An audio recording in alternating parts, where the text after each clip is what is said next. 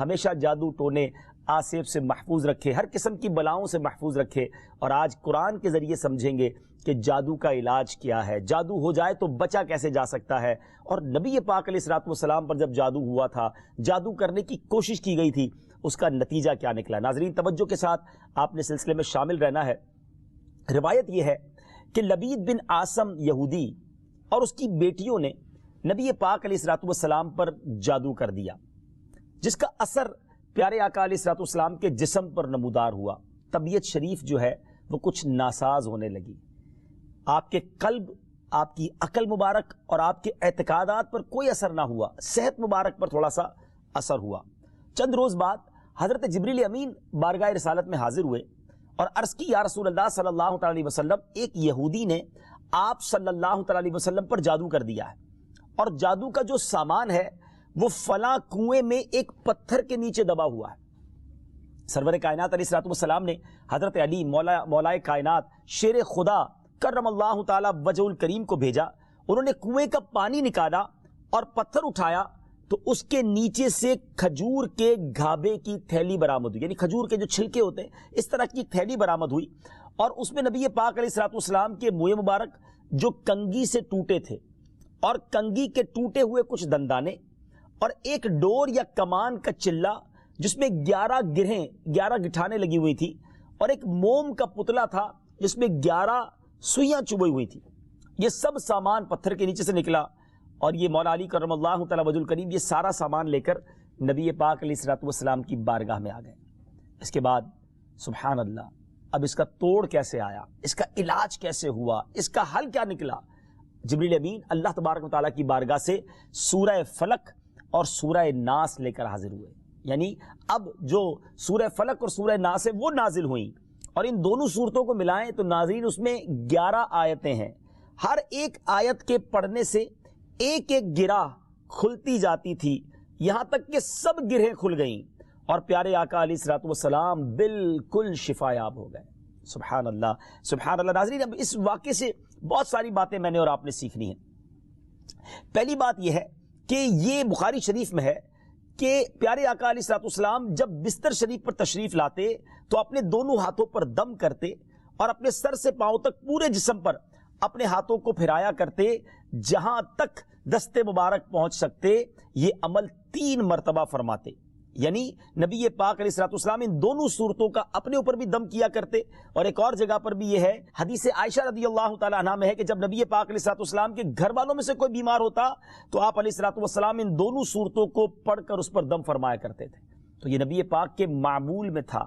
تو آج اگر ہم میں بھی کوئی بیمار ہو جائے، فیملی میں کوئی بیمار ہو جائے، اپنے آپ کو ان آفتوں سے بچانا چاہتے ہیں تو اول آخر 3 بار درود پاک پڑھیں، سورہ فلق اور سورہ ناس کی تلاوت کریں، اپنے ہاتھوں پر دم کر کے اپنے جسم پر پھیر لیں، کسی مریض پر دم کر دیں، انشاءاللہ اس کی برکت ملے گی۔ یہاں ایک اور مسئلہ بھی سیکھنے کو ملے گا کہ تعویذات اور عملیات میں جس میں کوئی لفظ کفر و شرک کا نہ ہو وہ جائز ہے۔ اسی طرح گنڈے بنانا اور ان پر گرہیں لگا کر آیات قرآن اور اسماء الہیہ پڑھ کر پھونک مارنا بھی جائز ہے۔ یعنی تعویذات اگر شرک سے پاک ہیں، اگر کفریہ کلمات سے پاک ہیں تو وہ کرنے میں کوئی حرج نہیں، وظائف کرنے میں کوئی حرج نہیں، یہ قرآن و حدیث سے ثابت ہے اور آپ نے یہ سنا۔ ناظرین سیکھنے کو کیا مل رہا ہے؟ خلاصہ یہ ہوا کہ سورہ فلق یعنی قل اعوذ برب الفلق اور قل اعوذ برب الناس، یہ دونوں صورتیں جن اور شیاطین، نظر بد اور آسیب اور تمام امراض خصوصاً جادو ٹونے کا مجرب علاج ہیں۔ ان کو لکھ کر تعویذ بنائیں، گلے میں پہنائیں اور ان کو بار بار پڑھ کر مریض پر دم کریں اور کھانے اور پانی اور دواؤں پر پڑھ کر پھونک دیں اور پھر مریض کو کھانا وغیرہ کھلائیں، انشاءاللہ عز و جل ہر مرض اور بالخصوص جادو ٹونا دفع ہو جائے گا، مریض شفا یاب ہو جائے گا۔ اسی طرح قرآن مجید کی دوسری تمام صورتوں کے خصوصی خواص ہیں جن کو بہت خوبصورت کتاب جنتی زیور ہے اس میں بھی آپ پڑھ سکتے ہیں ناظرین۔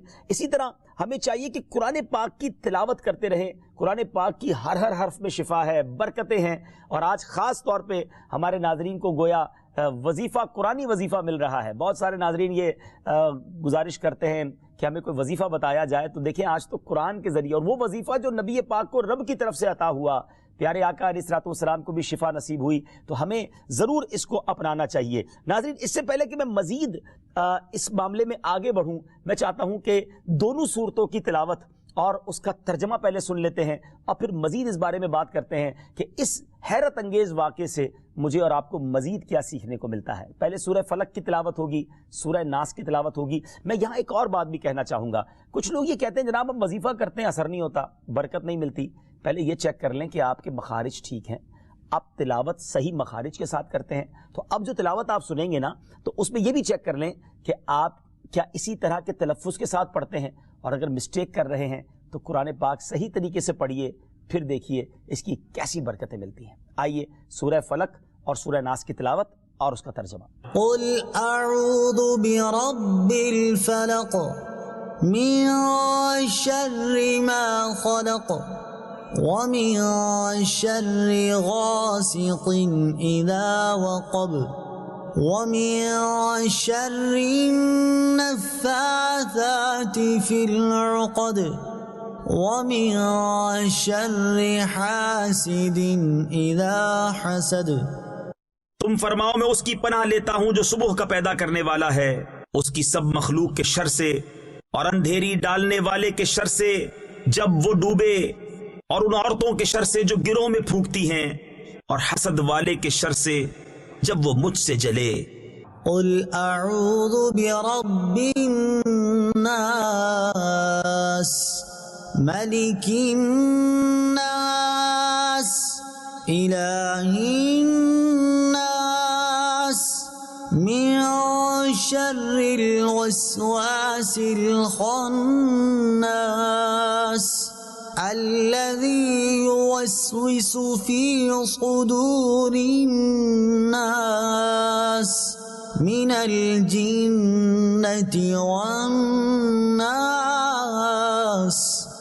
تم کہو میں اس کی پناہ میں آیا جو سب لوگوں کا رب، سب لوگوں کا بادشاہ، سب لوگوں کا خدا، اس کے شر سے جو دل میں برے خطرے ڈالے اور دبک رہے، وہ جو لوگوں کے دلوں میں وسوسے ڈالتے ہیں، جن اور آدمی. ناظرین، سورہ فلق اور سورہ ناس کے بے شمار فضائل و برکات ہیں. ایک اور حدیث پاک سنیے. حضرت عبداللہ بن خبیب رضی اللہ تعالیٰ عنہ فرماتے ہیں کہ ہم پر ہلکی بارش ہوئی اور اس وقت اندھیرا چھایا ہوا تھا، اور ہم پیارے آقا علیہ الصلوۃ والسلام کا انتظار کر رہے تھے کہ وہ آ کر ہمیں نماز پڑھائیں. پھر نبی پاک علیہ الصلوۃ والسلام ہمیں نماز پڑھانے کے لیے تشریف لائے اور ارشاد فرمایا پڑھو. میں نے عرض کی کیا پڑھوں؟ ارشاد فرمایا صبح و شام 3 بار قل هو اللہ احد، قل اعوذ برب الفلق اور قل اعوذ برب الناس پڑھو. ان کی تلاوت کرنا تمہیں ہر بری چیز سے بچائے گا. چلیں ایک اور وظیفہ مل گیا، سورہ اخلاص کو بھی شامل کر لیں. تو صبح و شام پڑھیں تو انشاءاللہ بری آفتوں سے، مصیبتوں سے، جادو ٹونے سے، آسیب سے، ان طرح کی بلاؤں سے انشاءاللہ محفوظ رہیں گے. ناظرین، یہاں کچھ مسائل بھی سیکھ لیتے ہیں. حضرت اسماء بنت امیس رضی اللہ تعالیٰ عنہ نے عرض کی یا رسول اللہ صلی اللہ تعالیٰ علیہ وسلم، جعفر کے بچوں کو جلد نظر ہوتی ہے، کیا مجھے اجازت ہے کہ ان کے لیے عمل کروں؟ نبی پاک علیہ الصلوۃ والسلام نے اجازت عطا فرمائی. تو سیکھنے کو یہ ملا کہ تعویذ اور عملیات جن میں کفر و شرک نہ ہو، کوئی کلمہ ناجائز نہ ہو، تو اس میں جو ہے وہ تعویذ کرنا، عمل کرنا جائز ہے. اور خاص کر وہ عمل جو آیات قرآنیہ سے کیے جائیں یا احادیث میں وارد ہوئے ہوں. اسی طرح چند مسائل بھی سیکھنے کو ملے. یہ دونوں صورتیں جو ہیں ان کے شان نزول سے ہمیں معلومات کیا ملتی ہیں. نمبر 1، جادو اور اس کی تاثیر حق ہے. کچھ لوگ جادو کا انکار کر دیتے ہیں، یہ درست نہیں ہے. جادو اور اس کی تاثیر حق ہے کیونکہ قرآن میں اس کا ذکر ہے، اور نبی پاک علیہ الصلوۃ والسلام پر بھی آپ کی صحت مبارک پر اس کا اثر ہوا. نمبر 2، نبی کے جسم پر جادو کا اثر ہو سکتا ہے، جیسے تلوار، تیر اور نیزے کا بھی اثر ہوتا ہے. یہ شان نبوت کے خلاف نہیں ہے. ہاں، ایسا اثر نہیں ہو سکتا کہ جس سے نبوت کے متعلقہ امور میں خلل آ جائے. حضرت موسیٰ علیہ السلام کے مقابلے میں جادوگر بالآخر اس لیے فیل ہوئے کیونکہ وہاں جادو سے معجزے کا مقابلہ تھا، ورنہ حضرت موسیٰ علیہ السلام کے خیال پر بھی اس جادو نے اثر کیا کہ ان کو خیال ہوا کہ یہ لاٹھیاں، رسیاں چل رہی ہیں. نبی کریم علیہ السلام کے خیال پر بھی اسی طرح یہی اثر ہوا تھا. नंबर 3, जादू को दूर करने में सूरह फलक और सूरह नास को खुसूसी तासीर हासिल है। नंबर 4, जादू, टोने और अमलियात और असरात और बीमारियों को ख़त्म करने के लिए कुरान पाक की सूरतों और आयतों को इस्तेमाल किया जा सकता है, और बुखारी शरीफ में सूरह फातिहा को इस मकसद के लिए इस्तेमाल करने का बयान मौजूद है। तो सूरह फातिहा को सूरह शिफा भी कहा जाता है, तो ये भी शिफा के लिए बड़ा मुजर्रब और बड़ा प्यारा वजीफ़ा है। नाज़रीन, ये चंद बातें तो हमने इस वाक़े के मुतालिक सीखी, सूरह फलक और सूरह नास के कुछ फ़ज़ाइल भी सुने। मैं यहाँ एक और बात भी करना चाहता हूँ कि आजकल प्रॉब्लम ये हो गया है कि इतने आमिलीन आ गए हैं, इतने अमल करने वाले लोग आ गए हैं, इतने बोर्ड हमारे शहरों और वतन में लग जाते हैं कि ऐसा लगता है हर दूसरे आदमी पे जिन है या उस पे जादू हो गया है। खुदारा झूठे आमिलीन से अपने आप को बचाइए। अगर जीने की तमन्ना है तो कुछ पहचान पैदा कर। लोगों के घर बिक जाते हैं, लोगों की इज्जतें पामाल हो जाती हैं, अजीब माहौल हो गया है। कुछ बदनसीब तो वो हैं जो किसी को तबाह करने के लिए जादू करवाने जाते हैं और हज़ारों लाखों रुपए खर्च करते हैं, और फिर बेचारे कुछ जब बीमार हो जाते हैं तो अपना बाज़-औक़ात डॉक्टरी मसला होता है और वो भी किसी आमिल के हत्थे चढ़ जाते हैं, और वो कहता है जनाब आपके घर में बहुत बुरा अमल हुआ है, फलां जगह कोई चीज़ दबी हुई है, और उसको अब संभालने के लिए, उसको निकालने के लिए इतने बकरे चाहिए, इतने मुर्गे चाहिए, इतने अंडे चाहिए, कब्रिस्तान में ये अमल करना होगा। और फिर गरीब आदमी अपनी चीज़ों को बेच कर हज़ारों लाखों रुपए इन्हें दे देते हैं और ख़ानदान के ख़ानदान टूट जाते हैं। ऐसा ना करें, प्लीज़ ऐसा ना करें। बल्कि मैं तो उन आमिलीन से भी गुजारिश करूँगा कि हलाल रोज़ी की तरफ आएँ। दावत इस्लामी ने बड़ा शानदार एक अंदाज़ इख्तियार किया। अल्लाह सलामत रखे दावत इस्लामी के मदनी माहौल को। नाज़रीन, आप सोच रहे होंगे कि फिर हमारी बीमारियों के लिए हम तावीज़ किससे लें, हम ये वज़ाइफ कहाँ से लें। आपकी दावत इस्लामी है ना, अल्हम्दुलिल्लाह। दावत इस्लामी का एक शोबा है जिसका नाम ही मकतूबात तावीज़ात अत्तारिया है। उसमें आपको बगैर किसी फ़ीस के, जी हाँ बगैर किसी फ़ीस के, लाखों लाख तावीज़ हर महीने नाज़रीन यहाँ से दिए जाते हैं। पोस्ट भी किए जाते हैं, कोरियर भी किए जाते हैं, उसकी भी कोई फ़ीस नहीं ली जाती।